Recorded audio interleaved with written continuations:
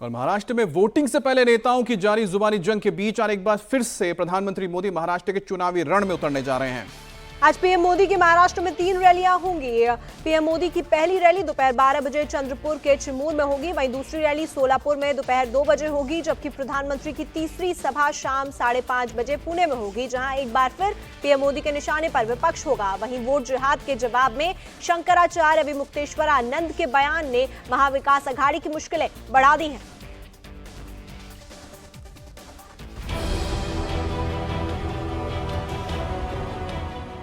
एक है तो सेफ है और बटे थे तो कटे थे। बटेंगे तो कटेंगे, ये साधु का काम है।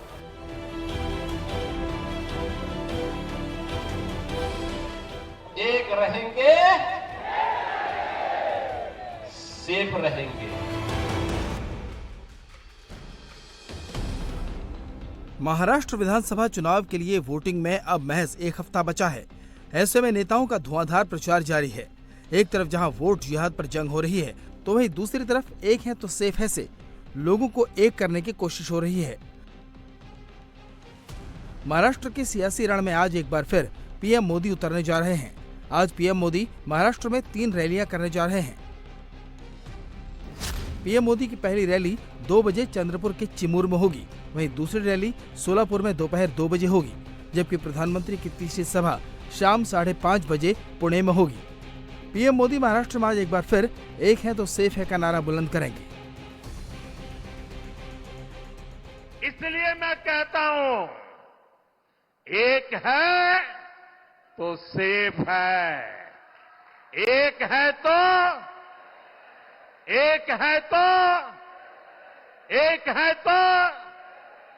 हमें एकजुट रहकर कांग्रेस के खतरनाक खेल को नाकाम करना है और विकास के रास्ते पर आगे बढ़ते रहना है। पीएम मोदी की रैली से पहले सोमवार को महाराष्ट्र की सियासत में बड़ा खेला हो गया। उलेमा बोर्ड के वोट जिहाद के जवाब में हिंदू वोटरों को एकजुट करने की कोशिश तेज हो गई। इस मामले में मास्टर स्ट्रोक मारा शंकराचार्य अभिमुक्तेश्वरानंद ने, जिन्होंने बीजेपी और शिंदे गुट की शिवसेना के महायुति गठबंधन को अपना समर्थन देकर सबको हैरान कर दिया। जो गाय के लिए खड़ा है, अगर उसके लिए हम नहीं प्रशंसा करेंगे, उसके लिए अगर हम अनुरोध नहीं करेंगे लोगों से, तो किसके लिए करेंगे। और हिंदू जात से हम कहना चाहते हैं, जो भी हिंदू महाराष्ट्र में है, विधानसभा का चुनाव आया है, जिन लोगों ने गौ माता को राज्य माता का दर्जा दिया, उन्होंने शिवाजी महाराज वाला काम किया है। शिवाजी महाराज ने गौ रक्षा की थी, इसीलिए शिवाजी महाराज की पदवी थी गौ ब्राह्मण हिंदू प्रतिपालक, ये उनको पदवी मिली थी। उसमें से गौ पालन तो कर ही दिया, गौ माता के सम्मान को इन्होंने बढ़ा दिया। अगर इस सरकार को आप दोबारा नहीं रिपीट करोगे तो पछताना पड़ेगा। इसलिए महाराष्ट्र के हर हिंदू से हम कहना चाहते हैं कि इस सरकार को फिर से मौका दे और ये सरकार आपके कल्याण का कार्य और आगे बढ़े। हमारा किसी पार्टी विशेष से कोई लेना देना नहीं, अच्छा काम जो करे उसके लिए हम खड़े रहें। शंकराचार्य अभिमुक्तेश्वरानंद के इस बयान के बाद सबसे बड़ा झटका महाविकास अघाड़ी को लगा, जो वोट जिहाद से खुद की जीत का दावा कर रही थी। वो शंकराचार्य के एक बयान से संकट में आ गए। ऐसे में अब महाविकास अघाड़ी के नेता शंकराचार्य के बयान पर ही सवाल उठाने लगे हैं। कुछ दिन पहले यही शंकराचार्य जी मातोश्री आए थे।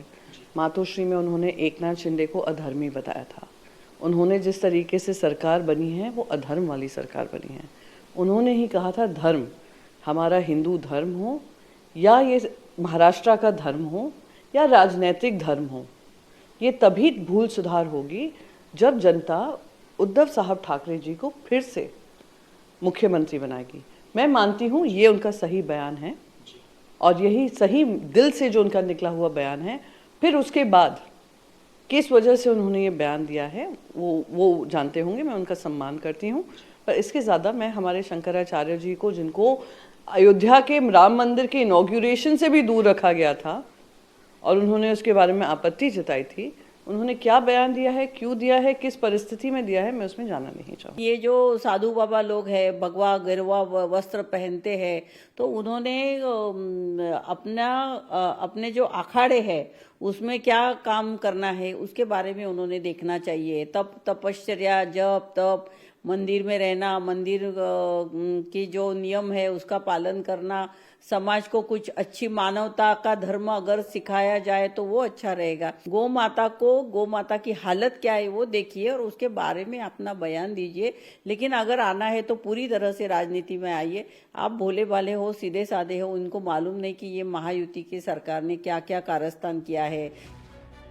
सीएम योगी के नारे बटोगे तो कटोगे की काट की तलाश अभी तक कांग्रेस नहीं निकाल पाई है। ऊपर से शंकराचार्य का ये बयान उसको बड़ा झटका दे गया। वहीं सीएम योगी आदित्यनाथ ने एक बार फिर हिंदू समाज को मैसेज दिया है कि अगर इस बार बटेंगे तो कटेंगे। बटे थे तो अपमान अयोध्या में झेलना पड़ा था, बटे थे तो अपमान काशी में झेलना पड़ा था, बटे थे तो मथुरा में अपमान झेलना पड़ा था, बटे थे तो बहन और बेटियों की इज्जत के साथ खिलवाड़ के रूप में अपमान झेलना पड़ा था, और बटे थे तो कटे थे। और इसीलिए मैं आपसे कहने के लिए आया हूं, एक रहेंगे